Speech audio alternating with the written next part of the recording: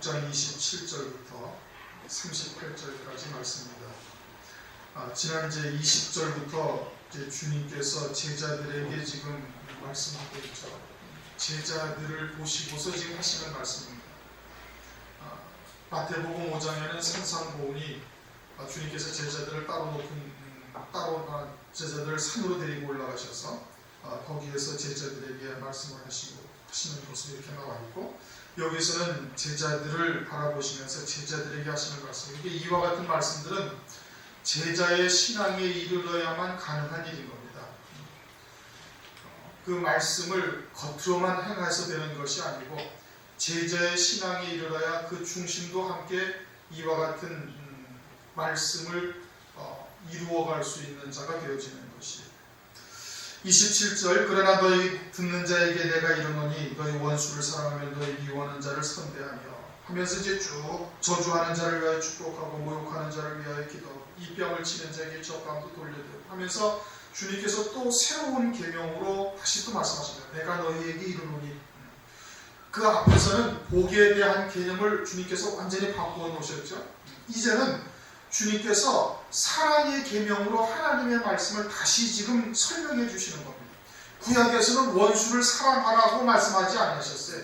레위기서 19장 18절을 보면 이웃 사랑하기를 네 몸과 같이 하라. 그러면서 신명기 19장 21절에 눈에는 눈, 이에는 이, 손에는 손, 발은 발, 딱 이렇게 말씀하시는 겁니다.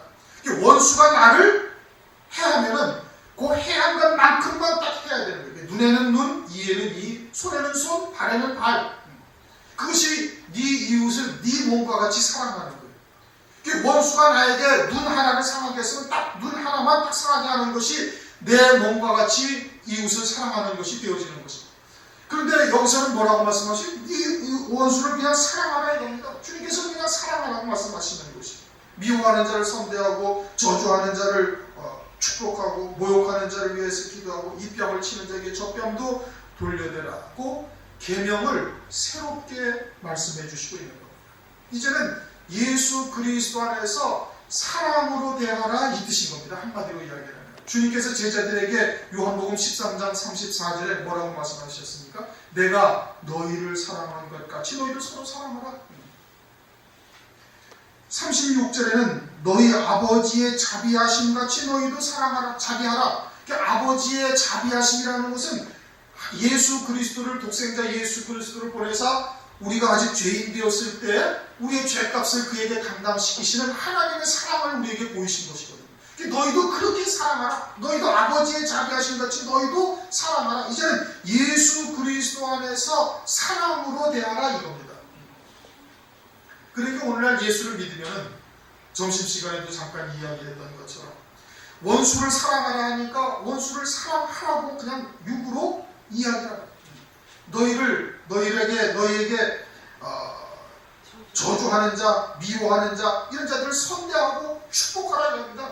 그러니까 그렇게 행하라고 막 강조하는 거예요. 그래서 열심히 사랑하고 저주하는 자를 축복하고 너희를 미워하는 자를 갖다가 선대하고 그렇게 해서 우리의 속과 상관없이 자기의 속은 어떻게? 미움이 그냥 계속 솟아나는데 분노가 치밀어 오르는데 그런데 그런 것을 꽉꽉 물러 참고 사랑하고 도리어 기도하고 위에서 기도하고 너희를 저주하는 자에 가서 위에서 도리어 축복하고 그러고 살아가고 이야기를 하고 있습니다. 예수를 믿는 자들은 마땅히 그래야 된다.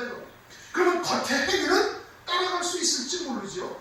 그렇게 할 수 있을지는 모르나 본질은 아버지의 자비하심 같이 너희도 자비하라는 겁니다. 본질은 그거예요. 지금 말씀이 내가 너희를 사랑한 것 같이 너희도 사랑하라는 것이지, 그렇게 되어지면은 당연히 원수를 사랑하고 우리를 갖다가 저주하는 자를 축복하고 우리를 미워하는 자를 당연히 선대할 수가 있다 이겁니다. 그냥 겉으로만 속은 부글부글 끓는데 겉으로만 한다고 되는 것이 아니다. 이것은 제자들에게 지금 하시는 말씀에 눈을 들어 제자를 보시고 제자의 신앙이 이르면은 반드시 이와 같이 될 수가 있는 거예요. 그러니까 제자들이 전부 순교했잖아요. 순교하는데 원망하며 저주하며 순교했습니까? 스데반 집사가 그렇게 죽었나요? 아니거든요. 오히려 자기를 돌로 치는 자를 불쌍히 여기고 그들을 위해서 기도했어요. 주님은 어떻게 죽으셨어요? 주님이 자기를 치는 로마 군병들과 가룟 유다와 유대인들을 저주하고 너희들 내가 하늘나라에 부활해서 올라가기만 해봐라 그냥 단박에 그냥 박살을 내자 그러면서 주님이 돌아가셨나요? 아니거든요. 불쌍히 여긴 거예요. 그렇게 제자의 신앙에 이르고 하나님이 우리를 어떻게 사랑하시는지를 깨달아야 이와 같은 원수를 사랑하고 저주하는 자를 선대하고 미워하는 자를 갖다가 축복해 나갈 수가 있다 이겁니다. 겉으로 아무리 하려고 해봐야 소용이 없는 것이 아무리 한다고 해도 설령 그렇게 행위적으로 조금 따라올 수 있을지는 모르지만 그것은 하나님이 원하시는 바가 아니에요. 본질은 하나님이 우리를 사랑하신 것처럼 너희도 사랑하라. 지금 이것이 핵심은 그겁니다. 핵심은 그거예요. 구약에서는 네 이웃을 네 몸과 같이 사랑하라 했지만 신약에서는 어떻게 하라고요? 이제 내가 너희를 사랑한 것 같이 사랑하라. 우리가 죄인 되었을 때 하나님이 우리를 사랑하신 것처럼 너희를 사랑하라 그 뜻인 겁니다. 요한일서를 한번 성경을 찾아보시겠습니다. 요한일서 3장 16절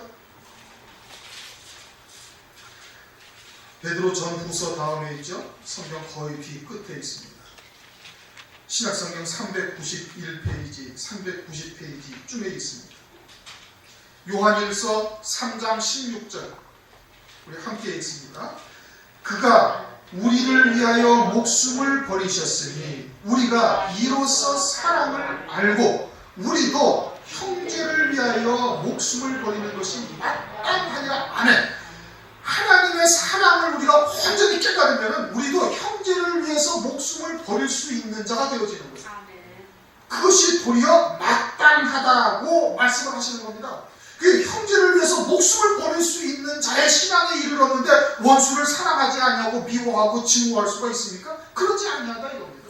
그러니까 하나님의 사랑을 우리가 깨닫고 하나님의 사랑 안에서 머무는 자가 되어지면 우리도 형제를 위해서 목숨을 버리는 자가 될 수 있는 거예요. 어떻게 그렇게 되는가? 먼저 거듭난 자가 되야 된다요. 육신을 위해서 사는 자가 아니고 육의 생명으로 인격으로 사는 존재가 아니라 완전히 거듭난 자, 새 피조물이 되어져서 새 생명으로 사는 자가 딱 되어야 되는 겁니다. 예수 안에 있는 자, 하늘에 이미 안침바 되어진 자, 그렇게 거듭난 자에게는 뭐가 보여요? 하늘의 영광이 보이죠. 하늘의 예비된 영광이 보이는 겁니다. 거듭난 자, 하늘에 속한 자가 되어졌는데 세상의 것이 보인다는 것은 이건 언어도 아니라 말도 안 되는 소리인 겁니다. 그렇게 거듭난 자는 반드시 하늘 위에 예비된 영광들을 바라보게 하시는 거예요. 누가? 성령이. 하늘에서 임하신 성령이 거듭난 자의 우리의 영을 통해서 하늘의 예비된 영광을 바라보게 하시고 그것을 위해서 달려갈 수 있는 자는 우리를 이끌어 가신다 이겁니다. 말씀을 주시고 믿음의 결단을 할 수 있게 하시고 그리고 그와 같은 하늘 소망을 위해서 살아갈 수 있게 하시는 거예요. 그러면은 그와 같은 믿음으로 정신적으로 잘 올라가게 되어지면 나를 핍박하는 자, 나를 죽이는 자가 무엇을 위해서 있는 거예요? 하늘의 예비된 영광을 위해서 존재하는 것인 줄 깨닫고 믿을 수가 있는 것이에요. 나를 죽이는 자가 나를 첫째 부활의 영광에 이르게 하시기 위해서 죽이는 자가 있어야 순교할 거 아니겠습니까? 핍박하는 자가 있어야 하늘에서 상급이 더해질 거 아니에요? 그러니 항상 하늘의 예비된 영광을 바라보며 그것을 위해서 역사하시는 주변의 환경, 이 사람, 이들을 다 볼 수가 있다 이겁니다. 그러면 한쪽 뺨을 때리는 자에게 이쪽 뺨도 될 수가 있는 것이에요. 그런데 오늘날 그렇게 할 수가 있습니까? 거의 그렇게 못하는 것이죠. 원수는 하늘의 영광을 위하여 악한 자로 쓰여지고 있다라는 사실을 볼 수가 있게 되어집니다. 그러면 원수를 어떻게 미워해요? 미워하지 아니하고 도리어 불쌍히 여기고 긍휼히 여기게 되어지는 것이죠. 그러니까 주님이 그러하셨고 성령 시대에 가장 먼저 순교한 스데반 집사도 그러하였고 제자들도 역시 원수를 미워하지 아니하고 자기들을 죽이는 사람들을 절대 미워하지 아니하고 우리로 하여금 첫째 부활의 영광에 이르게 하는 어린 양의 안에 그와 같은 자리에 이르게 하는 도구로서 쓰여지고 그들은 또 그와 같은 악한 도구로 쓰여진 거기에 대한 합당한 대가를 받을 것이 뻔히 보이니까 그러니까 도리어 불쌍히 여기게 되어지는 거예요. 그래야 원수를 사랑할 수가 있는 것입니다. 어거지로 항하라고 어거지로 사랑하라고 어거지로 그냥 축복 기도하라고 한다고 되어지는 것이 아니라 본질은 너희도 아버지의 자비하심 같이 너희도 자비하라. 하나님의 사랑을 깨달으면 너희도 마땅히 형제를 위해서 자기 목숨을 버리는 것이 그것이 마땅하다 이겁니다. 그러니까 그 사랑을 깨닫지를 못하니까 어거지로 행하게 되어지는 것이고 그것은 한계에 이르는 것이죠. 한계에 이르는 것. 원수를 사랑하며 너희 미워하는 자를 선대하며 너희를 저주하는 자를 위하여 축복하며 너희 모욕하는 자를 위하여 기도하라. 그러니까 원수를 사랑할 수 있으면 저주하는 자, 미워하는 자를 다 축복하고 그들을 선대할 수가 얼마든지 있는 겁니다. 그들이 악한 도구로 쓰여지는 것이니까. 때리는 자, 핍박하는 자들을 하나님께서 바라보시는 것이 아니고 진리 안에서 그와 같이 얻어맞고 핍박당하는 자를 하나님이 보시는 겁니다. 그들 보시는 거예요. 신명기 11장에도 말씀하고 계시지 않습니까? 가나안 땅은 새초부터 새말까지 아주 여호와의 눈이 그것을 아주 주시하고 있다 이겁니다. 가나안 땅을. 애굽 땅은 하나님이 바라보지 아니하시는 거예요. 29절 내 이 뺨을 치는 자에게 저 뺨도 돌려드립니다. 이게 정말로 쉬운 일이 아니죠. 육신을 입고 있으니까 한 대를 딱 맞으면 금방 눈이 팍 그냥 혈기가 팍 올라올 수 있는 겁니다. 육체의 연습을 많이 한 사람은 꼭 눌러 참지요. 보글보글 끓어도 꼭 눌러 참지요.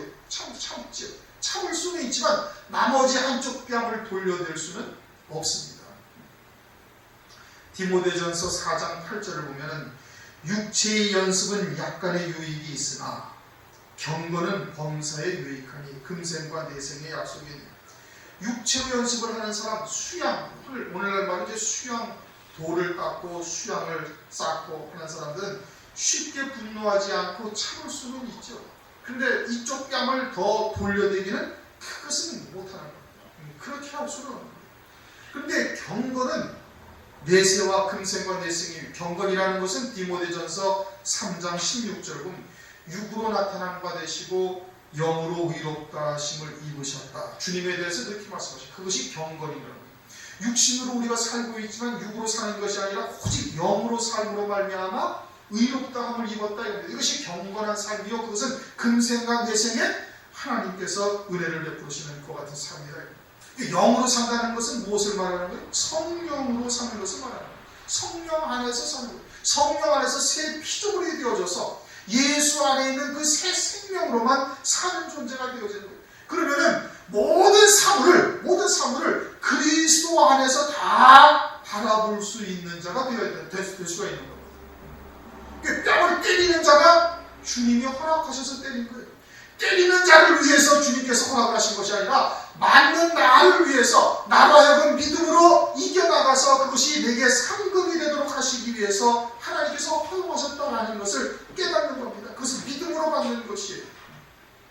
때리는 자를 하나님께서 허락하신 것은 나를 맞는 뺨을 한 대 맞는 나에게 믿음으로 승리하게 하시고 그리스도 안에서 그것으로 인하여 영광과 상급이 되도록 하시기 위해서 주셨다라는 것을 믿는다 이겁니다.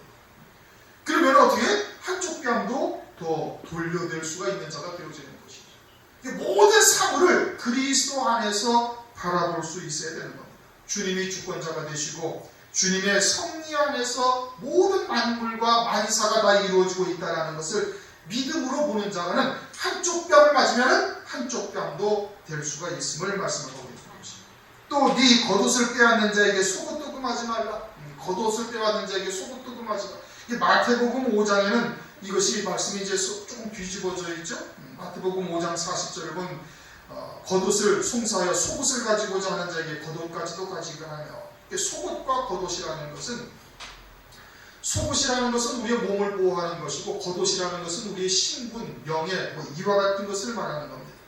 목사에게는 목회하는 것이 생업이죠. 속옷과 같은 겁니다. 그와 같은 것을 달라고 할 때 겉옷까지 다 주라. 목사의 신분까지도 다 넘겨주라. 겉옷은 신분, 명예를 말씀하는 것이니 그것까지도 다 주라. 남아있는 것은 그냥 목숨밖에 남지 않는 것이죠. 모든 모든 말씀이 원수를 사랑하는 말씀, 또 하나님의 자비하신 것 같이 너희도 자비하라는 말씀에 다 맥을 같이 하는 말씀인 겁니다. 30절 무릇 네게 구하는 자에게 주며 내 것을 다 가져가는 자에게 다시 달라 하지 말고. 구하는 자도 하나님이 보내신 것이 이렇게 그리스도 안에서 하나님이 주권자가 되시는 그와 같은 믿음 안에서 모든 것을 바라보는 이 구하는 자는 하나님이 보내시는 것이 나에게 맡겨놓으신 것이 있으니까 우리에게 가지고 있는 것은 다 주님이 맡겨놓으신 것이죠. 내 것이 아니라 주님의 것이니 맡겨놓은 것이 있고, 그리고는 구하는 자도 하나님께서 보내시는 것이니 구하는 자에게 주라고 말씀하시는 겁니다. 그리고는 다시 달라 그렇게 말하지 말고 그냥 주라고 말씀하고 있는 것이죠. 다 하나님께서 보내셨다 이겁니다. 욥기를 보면은 스밧 사람, 갈대아 사람들이 와서 양떼를 빼앗고 가축들을 다 빼앗아, 물론 대풍이 나서 자녀들까지 다 죽게 되어지죠. 그때 욥기서 1장 21절에 주신 자도 여호와시요 취하신 자도 여호와시니 여호와의 이름이 찬송받을지어다, 그렇게 고백을 합니다. 여러분 한번 생각을 해보세요. 동방의 갑부가 욥이었던 겁니다. 엄청난 재물과 자녀들, 아주 복을 많이 받아가지고 그와 같은 자녀들을 데리고 있었는데 하루 사이에 모든 재산을 다 빼앗기고 도적대들이 와가지고 스밧 사람, 갈대아 사람들이 와서 다 빼앗아가고, 그리고 자녀들도 그냥 하루아침에 다 죽어버렸어요. 그 와중에 욥이 하는 고백이 주신 자도 여호와시요 취하신 자도 여호와라고 고백을 하면 하나님께 찬양을 드리는 겁니다. 심지어 와서 빼앗아간 사람들은 누구예요? 스밧 사람, 갈대아 사람인데 스밧 사람, 갈대아 사람이 빼앗아간 것이 아니라 하나님이 취하여 갔다고 고백을 하는 겁니다. 그리스도 안에서 모든 만물을 바라보는 것이, 어지간한 믿음 같으면 그냥 주저앉아가지고 몇 날 며칠 정신을 잃을 이와 같은 상황이거든요. 재물도 다 빼앗겼죠. 자식도 다 죽어버렸죠. 그렇게 졸도할 상황인 겁니다. 그런데 그 자리에 딱 무릎을 꿇고 앉아서 취하신 자도 여호와라고 고백을 하는 욥은 정말 대단한 믿음입니다. 하나님이 주권자가 되심을 철저하게 인정하고 있는 것이. 그럼 우리는 과연 어떠한가? 사람을 미워하거나 원망하고 있지 않냐? 아니면 환경을 바라보고 낙담하거나 주저앉고 있지는 아니한가? 취하신 자도 여호와시요 주신 자도 여호와라는 이러한 고백을 할 수 있는 믿음에 서야만 되는 겁니다. 그것이 제자의 신앙이에요. 거기가 이르러야 이게 순교할 자로서 세워지는 겁니다. 사실은 세상과 나를 다 발로 디디고 서 있는 자가 딱 되어지면 이와 같은 믿음의 고백을 다 할 수가 있게 되어지는 것이에요. 31절 남에게 대접받고자 하는 대로 너희도 남을 대접하라. 이 말씀을 육신으로 듣고 있는 사람은 남들에게 네가 존경을 받고 싶느냐? 싶으냐? 남들도 네가 존경하고, 그렇게 자기가 이 세상에서 대접받고자 하는 대로 남들에게 대접을 하라고 해석을 하는데 그것은 육에 속한 자들의 소망인 겁니다. 그건 하나님의 말씀을 잘못 보고 있는 거예요. 새 피조물로서 하늘에 앉아있는 자, 하늘에 안침받은 자, 하늘에 예비된 영광을 소망하며 믿음으로 살아가고 있는 새 피조물이라면 하늘나라에서, 장차 하늘나라에서 어떠한 영광을 누리게 되어질 것인가를 지금 바라보고 있는 겁니다. 내가 하늘나라에서 어떠한 영광을 누리기를 원하고 있는가? 그러면 너도 그와 같은 영광을 누리게 할 말씀, 진리의 말씀을 전하라, 이 뜻인 것이죠. 영으로 사는 자는 하늘에 속한 영광을 바라보는 것이고, 육신에 속한 자는 이 땅에서 사람들에게 어떻게 대접받을 것인가, 이것을 바라보는 것이죠. 장차 하늘나라에서 첫째 부활의 영광, 어린 양의 아내로서 주님과 함께 재림에서 자림하실 때 만왕의 왕과 함께 왕으로서 다스릴 것을 소망하며 그와 같은 영광을 바라보고 있는 자는 어떻게 해야 되겠어요? 남들도 그와 같은 영광에 이르도록 대접을 하라 이겁니다. 다시 말하면 그러한 진리의 말씀을 증거해서 그들로 하여금 영원한 복을 누릴 수 있는 자가 되도록 하라고 말씀을 하고 있는 겁니다. 32절부터 34절까지 우리 함께 읽습니다. 32절 너희가 만일 너희를 사랑하는 자를 사랑하면 칭찬받을 것이 무엇이죠? 죄인들도 사랑하는 자를 사랑하느냐? 너희가 만일 선대하는 자를 선대하면 칭찬받을 것이 무엇이냐? 죄인들도 이렇게 하느니라. 너희가 받기를 바라고 사람들에게 빌리면 칭찬받을 것이 무엇이냐? 죄인들도 우수히 받고자 하여 죄인에게 빌립니다. 이거는 보통 사람들도 다 할 수 있는 거예요. 보통 사람들도 사랑할 수 있는 사람은 다 사랑한다 이겁니다. 그런데 하물며 제자라는 하나님의 사랑을 깨닫고 있는 너희들이, 하나님의 제자라고 주님의 제자라고 자청하고 있는 너희들이 남들도 다 사랑할 만한 자를 사랑한다면 무엇이 다를 바가 있겠느냐? 하나도 다르지가 않죠. 주님은 뭐라고 말씀하시니? 원수같이 사랑하는 겁니다. 저주하는 자를 선대하고 너희를 갖다가 미워하는 자에게 축복하라고 지금 말씀하고 있지 않습니까? 그런데 사랑할 만한 자를 사랑하는 것은 어느 누구나 다 할 수 있는 것이에요. 누구나 다 할 수 있는. 너희들도 그와 똑같이 한다면 그런다면 제자라고 말할 수가 전혀 없다. 그래서 35절의 결론인 겁니다. 오직 너희는 원수를 사랑하고 선대하며 아무것도 바라지 말고 빌리라. 그리하면 너희 상이 클 것이요 또 지극히 높으신 이의 아들이 되리. 지극히 높으신 이의 아들이라는 것은 독생자와 같은 영광의 자리, 아들의 자리에 들어갈 것을 아들이라고 말하는 겁니다. 누구나 다 예수 그리스도를 믿는 자가 다 하나님의 아들이 되는 것이 절대 아니죠. 계시록 21장 7절 이기는 자는 이것들을 유업으로 얻으리라. 나는 저희 하나님이 되고 그는 내 아들이 되리라. 마지막 환난 때 끝까지 믿음을 지켜 승리하는 자, 이기는 자들이 하나님의 아들이 되는 거예요. 그 아들이라는 것은 다시 말하면 누구를 말하는 거예요? 첫째벌의 영광 어린 양의 아내가 되는 자들, 어린 양의 그리스도의 신부가 되는 자들에게 합당한 말씀인 겁니다. 새 예루살렘 성이 되는 자들에게 지금 아들이라고 지금 말씀을 하고 있는 것이고 그들을 이기는 자라고 말씀하고 있는 것이에요. 그러니까 그것은 제자와 같은 믿음, 그와 같은 신앙에 이르지 아니하면 절대 있을 수가 없는 겁니다. 순교의 신앙에 이르지 아니하면 이와 같은 원수를 사랑하고 저주하는 자를 선대하고 너희를 갖다가 미워하는 자를 갖다가 축복, 이게 할 수가 절대 없는 거예요. 그 중심으로부터 그와 같이 그들을 위해서 진정으로 기도하고 그들을 위해서 축복할 수가 절대 없다 이겁니다. 산 제물이 딱 되어지면 이게 되는 거예요. 산 제물이 되어져야만 이게 되는 겁니다. 그러면 이렇게 지금 우리가 하지 못하면 어떻게 되는 거예요? 그럼 아직 내가 산 제물이 안 돼요. 아직 온전한 제자의 신앙에 이르지 못하다. 아직 순교의 신앙에 이르지 못하였다라고 지금 말씀을 하시고 있는 겁니다. 그러므로 오직 너희는 원수를 사랑하고 선대하며 아무것도 바라지 말고 빌리라. 그리하면 너희 상이 클 것이었고 지극히 높으신 이 아들이 되리니 그는 은혜를 모르는 자와 악한 자에게도 인자로우시니라. 여러분, 햇빛이 비치는데 악한 자, 우상을 섬기는 자들의 밭에는 햇빛이 안 비치고 하나님을 잘 섬기는 자, 예배당에 잘 출석하는 자들의 밭에만 햇빛이 비칩니까? 비가 오는데 악한 자들의 밭에는 하나님이 비를 내려주시지 아니하고 하나님을 잘 믿고 따르는 자들의 밭에만 비를 내려주시니까 아니거든요. 하나님이 은혜를 똑같이 내려주시는 거예요. 악한 자의 밭에나 또는 선한 자의 밭에나. 그럼 너희들도 그렇게 하라 이겁니다. 너희도 하나님의 사랑을 그렇게 베풀어 주라고 말씀을 하시는 것이에요. 그러니 마땅히 그렇게 해야 되는 겁니다. 너희도 아버지의 자비하신 같이 너희도 자비하라. 그러니까 하나님께서 그렇게 사랑을 베풀듯이 너희들도 그렇게 사랑을 베풀라고 말씀을 하고 있는 것이죠. 진리 면에서는 타협을 해서는 안 됩니다. 진리, 신앙에 있어서는 절충이라는 것이 있을 수가 없어요. 그러나 사랑을 베푸는 것, 하나님의 자비를 베푸는 것에 대해서는 그것은 악한 자에게나 선한 자에게나 동일하게 자비를 베풀라고 말씀을 하고 있는 것. 그것이 하나님의 사랑이에요.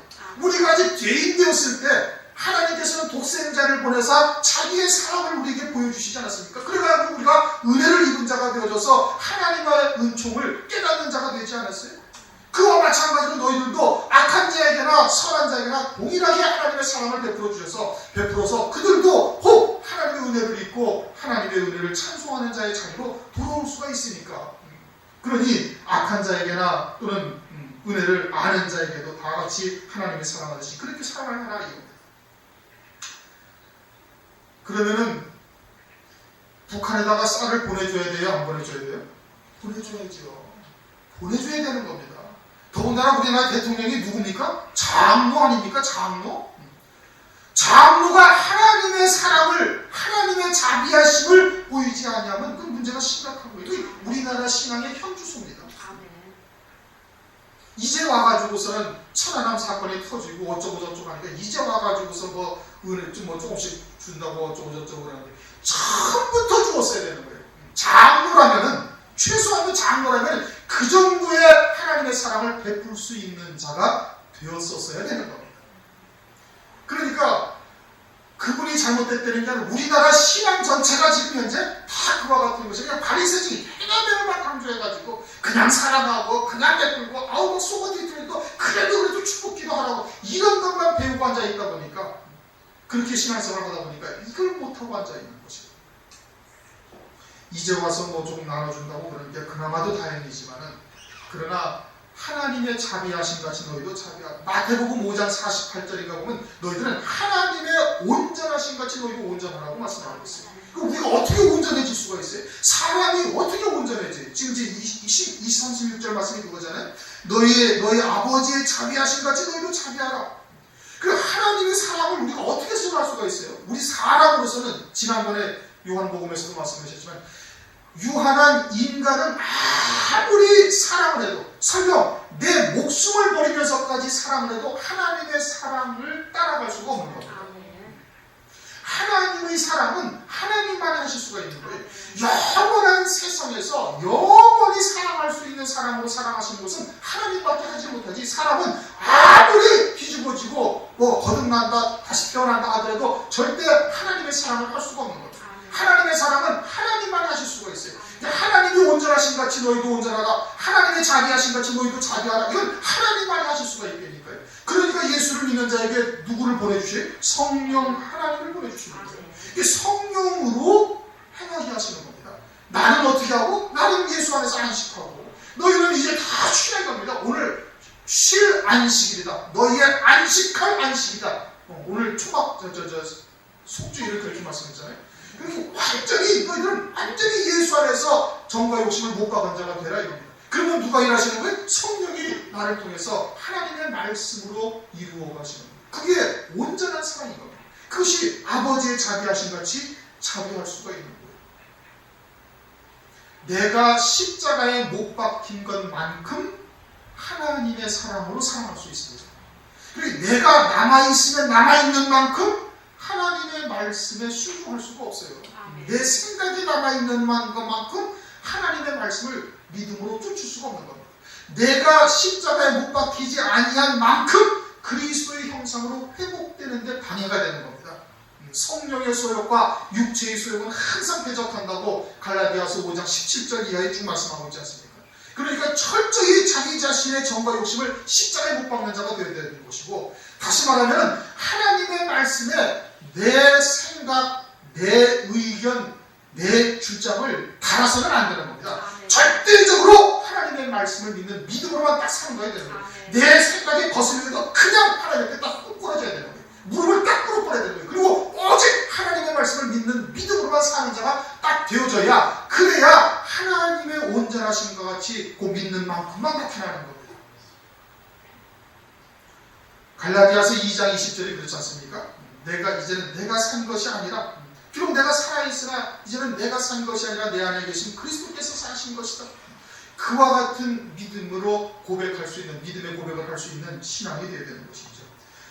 하나님의 말씀으로만 사는 존재가 딱 되어져야, 그래야 하나님의 자비하신 같이 자비할 수가 있고 하나님의 온전하신 같이 온전해질 수가 있는 겁니다. 하나님만이 온전하시고 하나님만이 온전한 사랑을 베풀고 계시니까 그런 것이죠.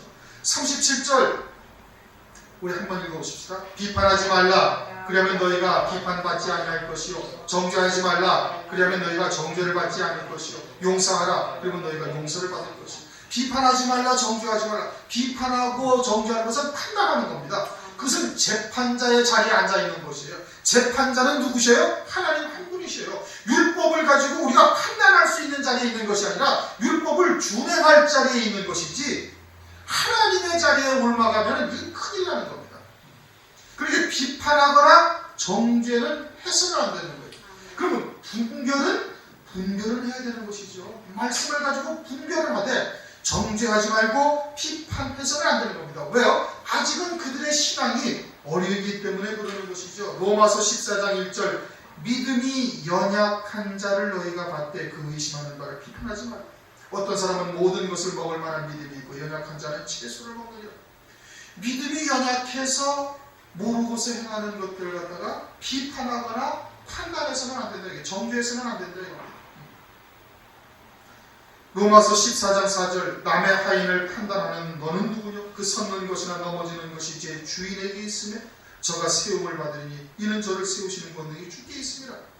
우리도 이전에는 다 공중것에 잡은 자 아래서 종 노릇하면서 무엇가 무엇인지 무엇이 참인지 모르고 살던 데가 있던 거거든요. 그래서 하나님의 은혜로 말미암아 진리가 무엇인지를 깨닫게 되고 마지막 때 참 소망이 무엇인지를 이제 겨우 알고 그저 한 발자국 한 발자국 떼나가고 있는 위치에 있는 겁니다. 그들도 혹 은혜를 받으면 우리보다 앞설 수 있을지 그건 장담하지 못하는 거예요. 그 섰는 것이나 넘어지는 것이 누구에게 있다? 주인에게 있다. 하나님께 있는 것이에요. 하나님께서 넘어지게 한 것이고 하나님께서 이렇게 세우시려면 얼마든지 이렇게 세우시는 겁니다. 사망의 음침한 골짜기에 있을지라도 하나님께서 끄집어내서 구원하실 수가 얼마든지 있으신 것이고, 그러므로 판단하지 말라 이겁니다. 정죄하지 말라 이겁니다. 그리고는 용서하라. 그러면 너희가 용서를 받을 것이요. 베드로가 성령 받기 전에 마태복음 18장을 보면 주여 내가 7번이나 용서하면 되겠지요? 아주 자연스럽게 얘기한 거예요. 7번 용서한다는 것도 대단한 것 아니겠습니까? 그저 우리는 한두 번 용서하다가 안 되면 그냥 딱 마음을 접어버리지 않습니다. 근데 베드로가 7번이나 용서하면은 어떻게 했습니까? 참 잘하는 것 아니겠습니까? 그런데 주님께서는 뭐라고 그러셔요? 70번씩 7번이라다. 70번씩 7번을 똑같은 죄를 짓고 오는데 70번씩 7번씩 죄를 지을 사람이 세상에 어디 있습니까? 그러니까 어떻게 하는 거예요? 그냥 한량없이 용서해주라 이겁니다.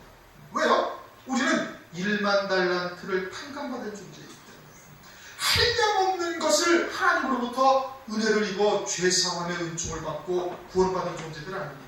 그런데 100데나리온 죄진 자를 갖다가 막 멱살을 잡고 동관처럼 그리고 감옥에다 쳐넣는 자처럼 그렇게 하는 것이 용서하지 아니하는 겁니다. 우리가 하나님으로부터 받은 은혜를 생각한다면 어느 것도 용서하지 못할 것이 아무것도 없는 것이에요.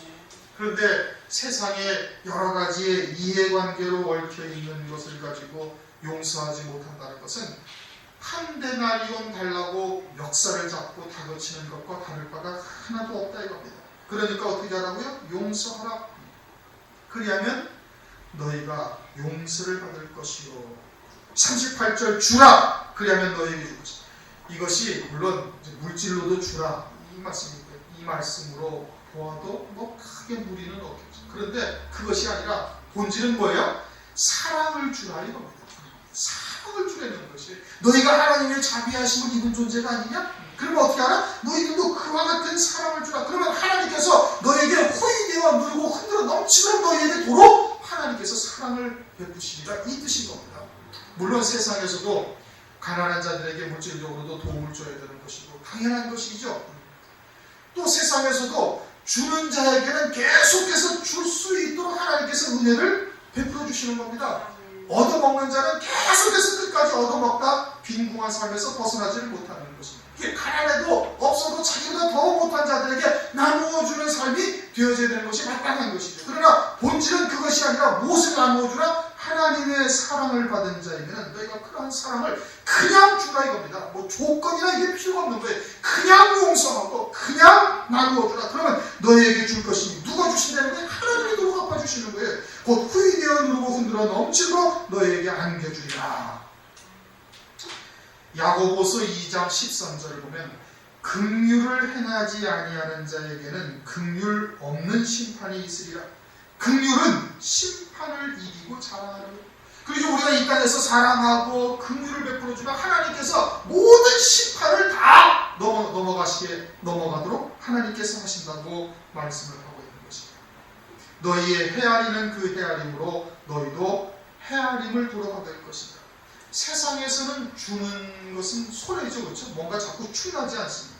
그런데 하늘나라에서는 주는 자가 계속해서 복이 있는 겁니다. 뭐 영적으로든 물질적으로든 특별히 영적으로 그와 같이 줄 수 있는 자가 되어야 되는 거죠. 영적으로도 헤아려서는 안 되는 겁니다. 판단하거나 비판하거나 정죄하지 말고 그냥 용서하고 그냥 나누어 줄 것을 말씀을 하고 계셨습니다. 그러면 하늘나라에서 풀이 되어 누르고 흔들어 차고 넘치도록 너에게 갚아주려. 긍휼 없는 심판을 하나님께서 심판이 이기는 그와 같은 하나님의 긍휼을 받게 되어질 것을 말씀을 하시고 있는 겁니다. 오늘은 27절부터 38절까지의 말씀입니다. 요점은 36절에 너희 아버지의 자비하심 같이 너희도 자비하라. 아버지의 온전하신 같이 너희도 온전하라. 하나님의 사랑하신 것 같이 너희도 사랑하라. 요한일서 3장 16절 말씀처럼 너희가 그와 같은 하나님의 사랑을 알고 있으면 너희 형제를 위해서 마땅히 그리하는 것이 그것이 마땅하다. 제자의 신앙에 이르려면 그것이 마땅한 것이다 이겁니다. 그러면 우리 스스로를 돌아보면서 우리가 아직 그와 같은 믿음의 자리에 서 있지 못하다면 아직 순교의 신앙, 제자의 신앙이 아직 이르지 못하였다 이겁니다. 그러면 속히 그와 같은 것에서 우리가 더 믿음이 자라서 그러한 믿음의 자리에 우리가 서야만 되는 겁니다. 금년도 목표가 뭐예요? 어린 양의 생명책의 농명이 되자. 반드시 금년도에 돼야 됩니다. 여러분 시간이 그렇게 많지가 않습니다. 많지가 않아요. 여러분들도 틈날 때마다 아주 깊이 묵상하면서 또 기도해 보시기 바랍니다. 세상을 바라보시기 바랍니다.